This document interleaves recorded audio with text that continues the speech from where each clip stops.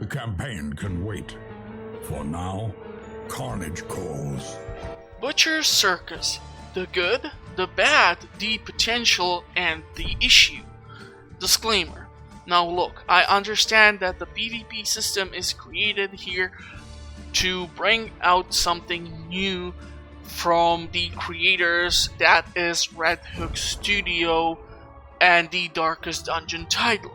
But for all the intensive purposes of the video, I will talk about matters that will definitely go against beliefs of other players, as the goal in PvP is to best the opponent, and if we take just a normal life or just a game of chess or a simple match in the Butcher's Circus, if 10 people will look over one piece of footage in isolation, and by that I don't mean this whole corona pandemic, but you, the viewers, watching this video at your home from your mobile devices or computers or TVs, etc., you will all form your own educated opinion, and here is mine based on my experience so far.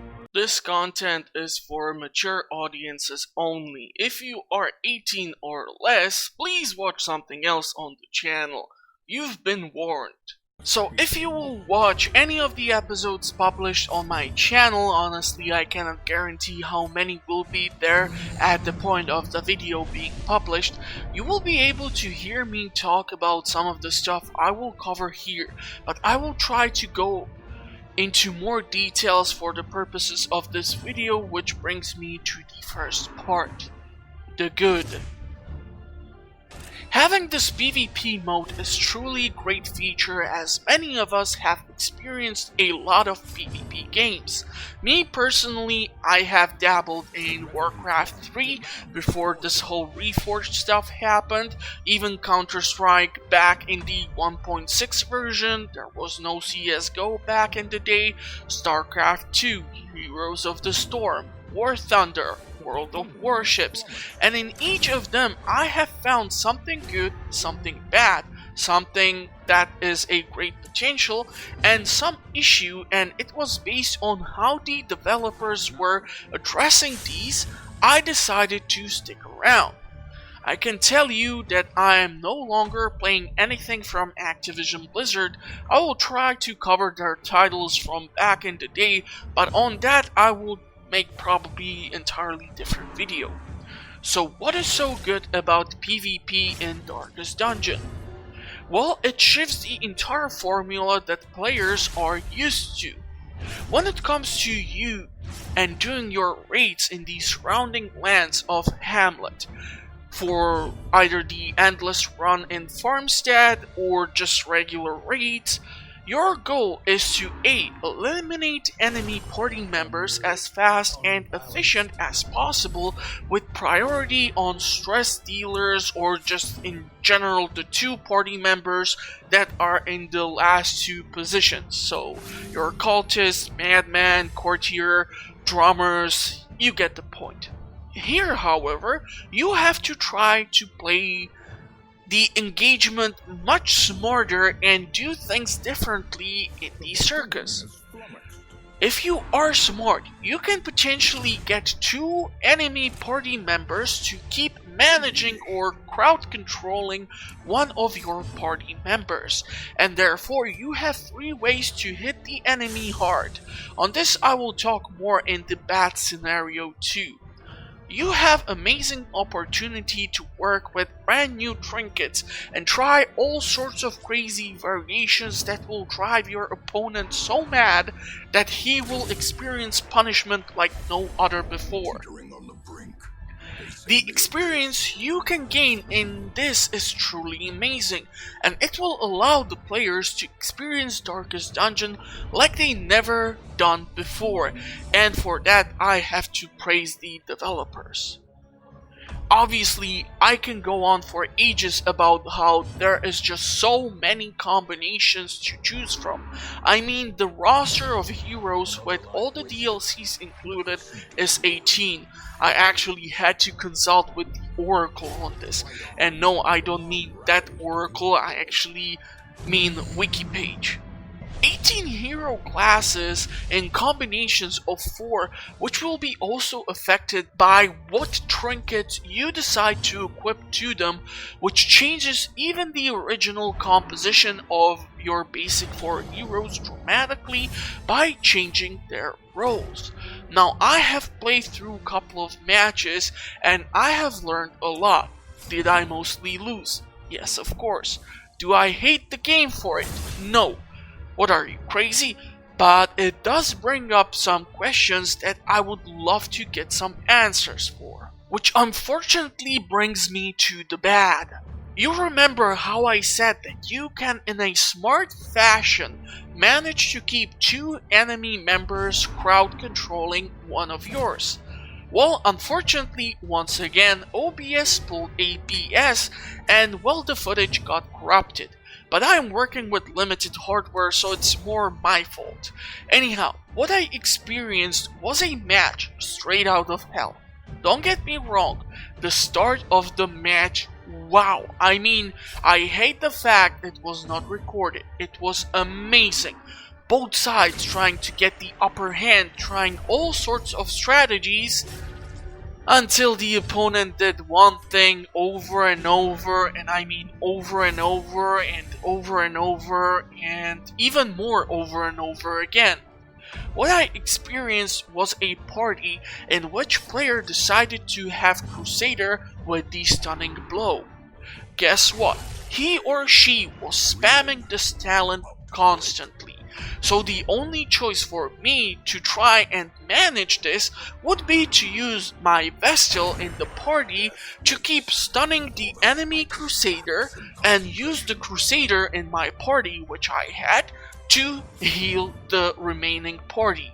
And this would leave only 2 of my party members to deal with any form of damage, which is impossible when you are facing enemy with Plague Doctor and Flagellant, who just keep spamming Blight and Bleed constantly as well. Look, I get it. It's PvP. Your goal is to bring home the victory. But this brings up stuff that needs to be polished by the developers in future updates. Think about your normal Darkest Dungeon in any form of engagement. Let's take the Helene class and her Yeep ability. You stun the first 2 enemy combatants in enemy party. In regular Darkest Dungeon, what happens next turn is that their resistance to stun is increased by at least 50%. This is not the case for the Circus. Unfortunately, if you equip your Crusader with the trinkets like Brass Knuckles in combination with like the Carnival Mask, with each stun you do not only take out one of the enemy party members, but you also raise the stress of the entire party. So I had to keep trying to put stuns with the Vestal on the enemy Crusader. Guess what? My Vestal was equipped for heals and sustaining my party, not for dealing stuns, and therefore I have missed my attack, and yes, that can happen, and this broke my back. So for excruciating 30 minutes, I made this guy or lady work their ass off for every kill or every HP they try to take away from any of my party members, and they just kept on stunning whoever they were able to. I swear to God, at certain points I had 2 stunned party members, and it was just annoying because I knew the first thing he will try to do again was to go with another stun. God, I just hope this won't create a bunch of players doing nothing but spamming enemy party members like a broken infinite loop, because that will diminish the player base faster than the announcement for the Diablo game, which was just for the mobile devices. But yes, obviously playing around with gear and balancing needs to be addressed. You might agree, you might disagree. I get it, you are able to have your own opinion, but the best or most popular PvP games have to create scalability and skill, and so far I have only seen few things on constant broken loop. Spamming the same talents or spamming the same party composition. So usually what I see is Houndmaster, who deals out the AOO bleed damage attack. Then I have seen enemy party members who have been spamming stuns.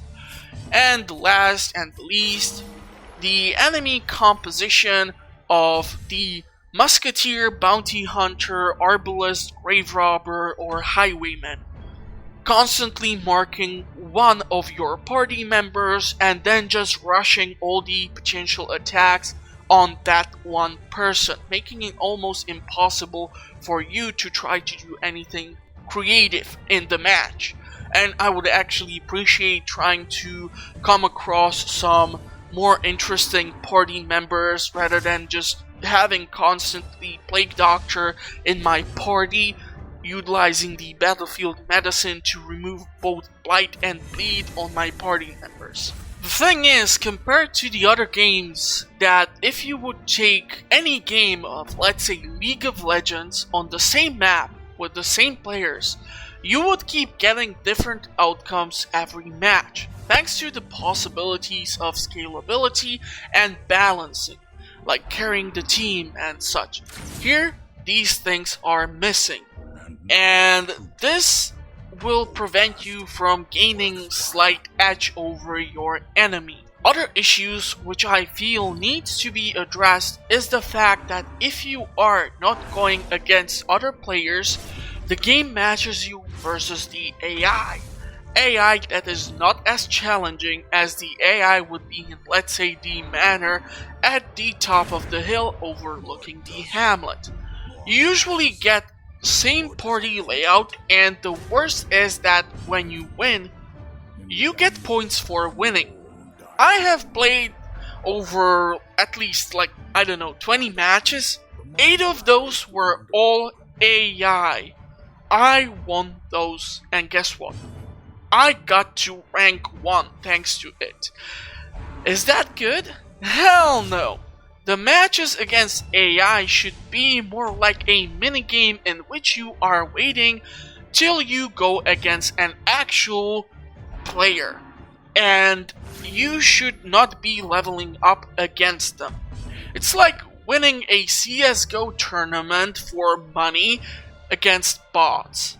This needs to be changed, or just placed as a training grounds when you want to test out the combination of trinkets so you know they work, cause you saw someone use them on you, and so far these trinkets can only be used against the other players. You cannot try them in Darkest Dungeon solo campaign, because they simply don't exist in the single player, and therefore what you can only do is get your ass whooped and then try to copy the enemy party composition. However, guess what? Once again, you will be facing entirely different party layout, against which this might not work at all. So basically, I'm not even sure what's the purpose of currently trying to make videos party layouts. Which should you take? Which should you avoid? Etc. etc. Next big issue, which I knew was going to be an issue, is the death's door mechanic, and if it should stay or be removed. Honestly, I feel like it should be removed. Look, in the match where I was being stunned by the dumb Crusader, what I did was hitting the Divine Comfort over and over again, which made the enemy target the Vestal, of course, because while my damage dealers were targets to be removed from the equation, I have to keep prolonging the match with constantly removing the party members from the death's door. Sure, this raises the stress. Sure, this gives negative debuffs for the party. However, until the stress has been built up so much that they got afflicted and turned either masochistic or abusive, and they refused the actual heals, it took forever for the match to finish off amongst the constant spams of bleed, blight, and stuns. And yes, I was able to dodge some of the stunts, but when I did not manage to dodge these, I just used any of the other classes' healing abilities to get out of the death's door. Hell, certain buffs for certain classes will provide you a couple of HP points, and this will just prolong the entire engagement forever, and it's annoying. And this is the question which you need to ask yourself. Do you want to keep getting one party member over and over again to the death's door and wait for it to happen? Or do you rather want to know that yes, 0 HP equals vacation on the island called bye-bye? Look, the mechanic of the death's door is great to give us players some chance against the never-ending onslaught of enemy NPCs. But player versus player, I don't know.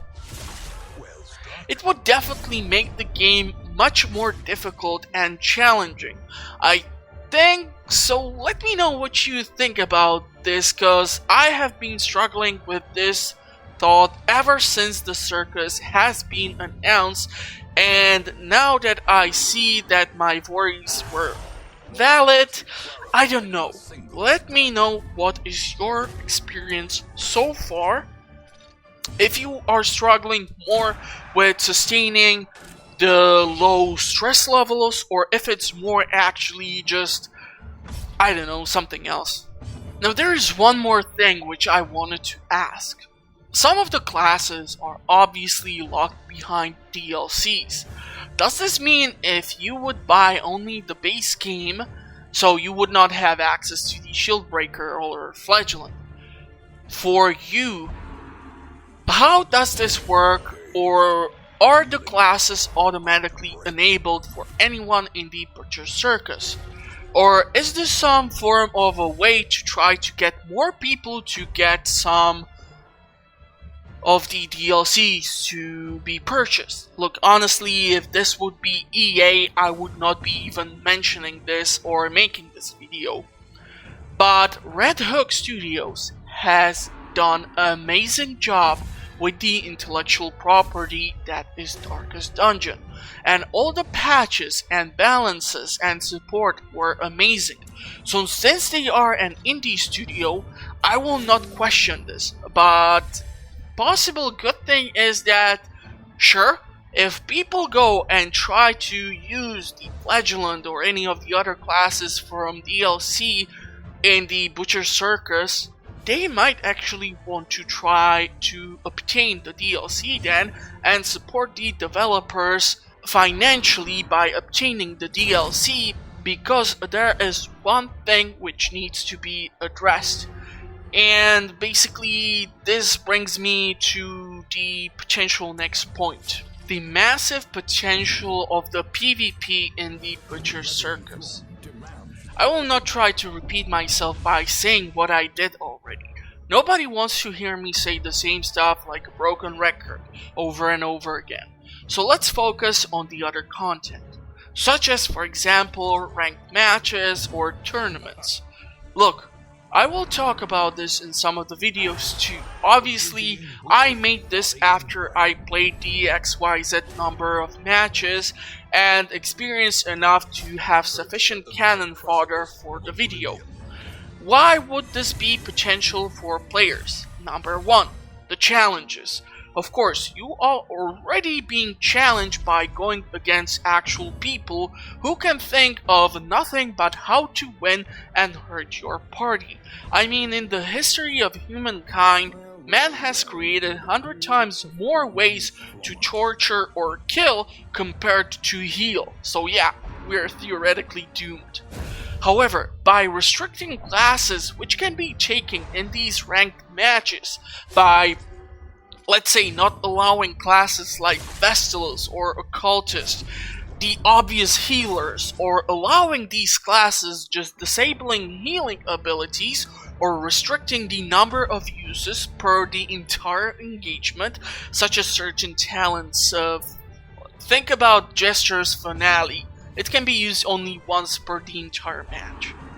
And for participating or getting to certain rank, or even winning if you are super crazy or total sadist, you would win trinkets or probably better banners or skins for your party members. I would probably prefer cosmetics compared to the trinkets, as if someone joins the circus and let's say half year later, after certain tournaments have rolled out, or a couple patches, or I don't know, some balances, they won't get completely obliterated by any other low ranking player who has achieved even just some basic bonus by participating in the previously existing events.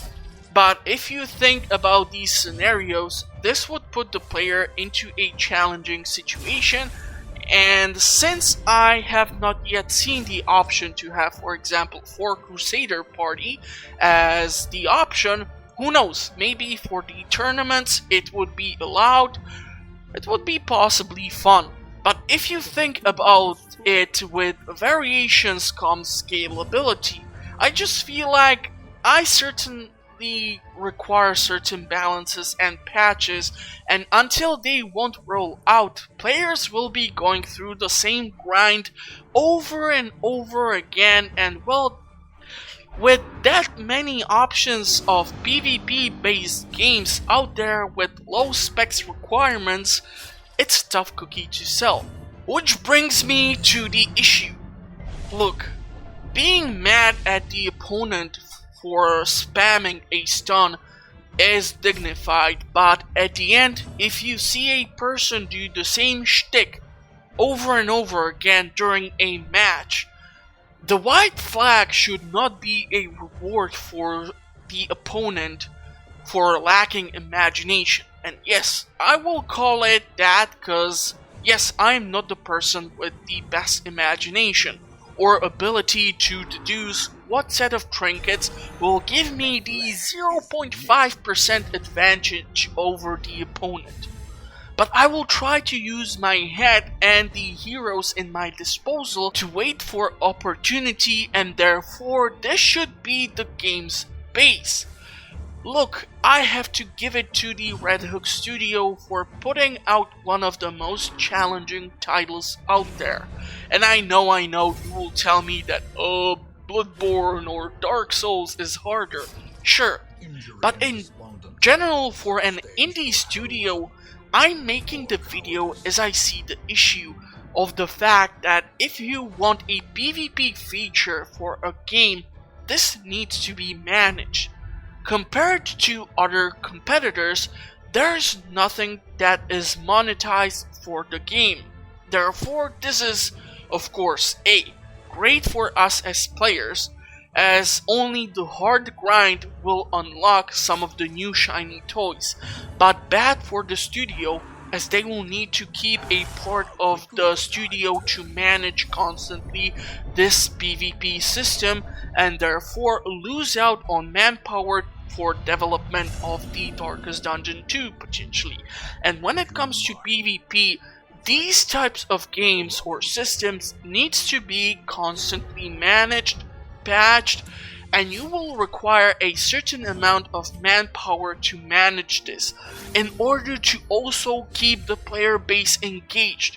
Otherwise, what can happen is that you have a PvP system that will turn into the Evolved or the new Predator game, where there is nobody to find a match against. And honestly, I don't want to play Darkest Dungeon Butcher's Circus against the AI, since I can just load up one of my save files and go against the many variations of AI in the game. Hell, if I want to be really creative, I will just look for the Collector and any of the ruins or any other places where he can spawn, and usually it's the Man-at-Arms, Highwayman, and Vestal in his disposal as the collected souls. So you are already battling the AI, and I really don't see the difference between the Butcher Circus and the regular Darkest Dungeon. So basically, this is an issue. I'm not saying charge us for the banners and other crap. God, no. EA, Activision, and other companies do that so much, I don't even bother getting games from them anymore. And I won't even get anything from them. Okay, I might consider the Star Wars Jedi Fallen Order, but you all saw how much bad stuff had to happen and how much time had to pass before we got something decent out of them. So overall, Butcher Circus is an unique beast on its own. It will challenge you, it will break you, it will return those rage quit moments. Don't do it!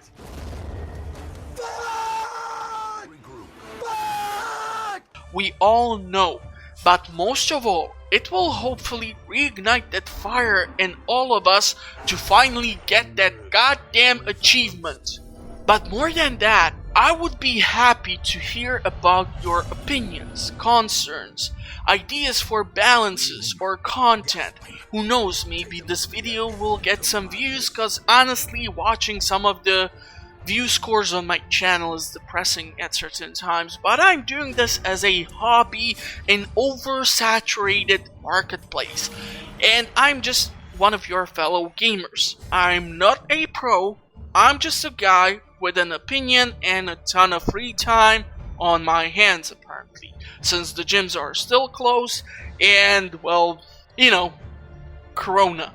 I am not doing this for some crazy popularity content or something. It's actual opinion based on experience from the base game versus the Butcher Circus, and forming opinion from years of experiencing PvP in other platforms. Let me know so far what you think of your experience. What would you definitely change if you agree with me on the dead store removal, instead making the game much more faster or streamlined by keeping players interested more in preventing the 0 HP bar? Or are you one of those players who keeps prolonging the battle and building up that stress and seeing all those negative affliction striking your enemy party members, who then keep attacking their own party or something like this? I would be more than happy to read about it, and for more, check out the channel. I got all sorts of fun stuff, from discussions to playthroughs to tips. However, I have to warn you, I might publish 5 videos a week, but god damn it, after I did one of the tips video on my laptop, I have had series of crashes, like, you know, the Windows blue screen crashes. So I'm being a bit more careful about what content I work on, as I have ton of ideas ready and written down, and otherwise I will forget them. It's just going to take me forever to get to them, which is why of course subscribing is a great idea, as trust me, my bad mean thumbnails which I keep creating for the videos are easily recognized by anyone with even basic skills in Photoshop or video editing. But for now, I will keep on learning and publishing and grinding for bringing you new fun content, and till that time happens, I will wish you all the best, hopefully, and I will maybe see you at the next one or in the comment section. Thank you for watching, stay safe, and bye bye. This is no place for